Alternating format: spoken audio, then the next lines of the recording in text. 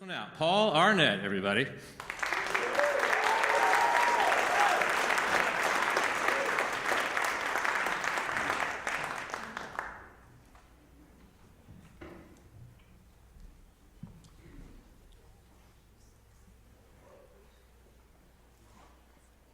I told him, if you paid into the bank of good, one day you'll have to make a withdrawal. Told my son that all the time. Told my daughter that as well, but for some reason, seems like I had to tell that boy that thing over and over again. If you pay into the bank of good, son, one day you'll have to make a withdrawal. He was in the 12th grade, just about to graduate high school, was doing fantastic in academics.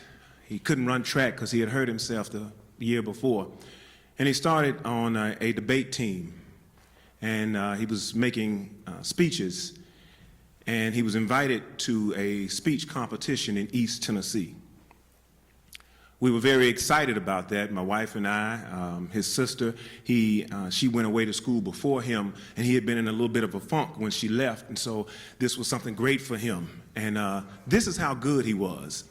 When we took him to the bus as they were about to leave for East Tennessee, just before his teacher got on the bus, y'all, she made a dramatic movie type of move. She stepped on the bus and said, "Every year, we've been getting silver and bronze.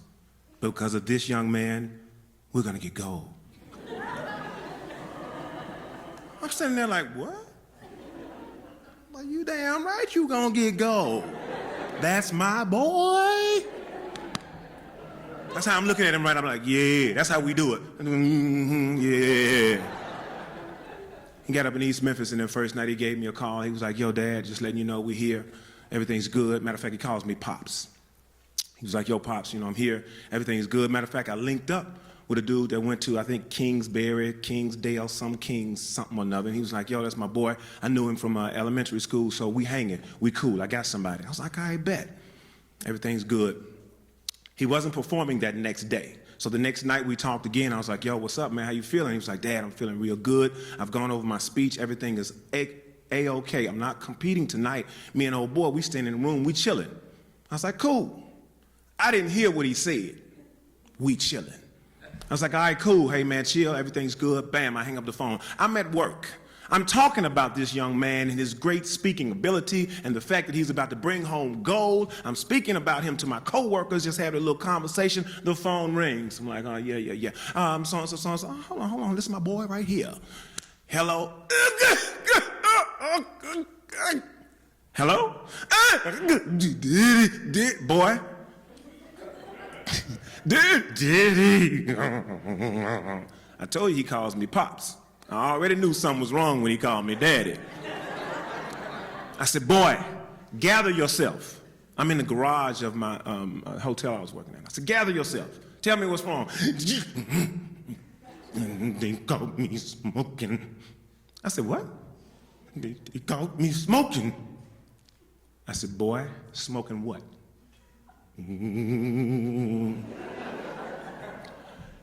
I'm from a village known as Orange Mound, Tennessee, so my hood kicked in immediately. I said, "You got something else on you?" He was like, "No." I said, "Where is what you had?" "In the toilet." I tried to, shut up. I said, "Walk right in that bathroom right now. Don't look at nobody, don't say nothing. Walk right in there right now and flush it." He did as I said. He came back on the phone. I said, "Boy, what the fuck have you done?" He had a full ride scholarship to University of Tennessee. He gets back home, and I'm gonna yank him off the bus and whoop his ass right on the grounds of the Board of Education. But his boy, his dad, did that to him. And that's my boy. No, I ain't gonna do it like that. I put my hands in my pockets. I said, "Come on." We always greet with a kiss. There was no kiss for him then, because I was mad. Fast forward a couple of days, he's supposed to get a 180-day suspension, all right? That's the rules, 180 days. He's literally 2 weeks from graduating. 180 into 2 weeks, the shit don't add up. The night before we're to go to his hearing, I get a phone call. It was his ex-track coach who was teaching somewhere else. He said, Mr. Arnett, when you go in, ask for so-and-so. I said, bet. I go in the next day, I say, hey, I'm here, this is my son, whatever like that. I need to see Mr. So-and-so. She said, nah, I got your file. I'm gonna take care of your file. I said, yeah, but I'm supposed to see Mr. So-and-so. She said, no, I'm gonna take care of it, cool. So we go in her room. My son sits down, my wife sits down, I'm right here. The door opens. Dude steps in and said, Mr. Arnett, come here. My ass ain't touched the seat. I ask no questions, I follow him. My wife, who hadn't said shit, she looked at the lady and said, bye.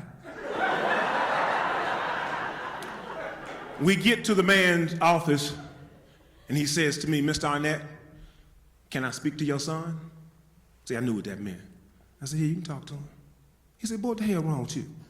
You lost your damn mind? He had tried to recruit my son to run track for him at his school a couple of years ago. I didn't know he knew my son. He said, I'll tell you what, we're gonna give you a 3-day suspension. 2 days have already been served. Some of those teachers who caught you, all of a sudden don't remember exactly what they smelled or what they saw. Boy, you lucky. He looked at me. He said, Daddy, I paid, and I needed it. He went on to the University of Tennessee. Now he's a father, a business owner, and gave me 3 beautiful grandbabies.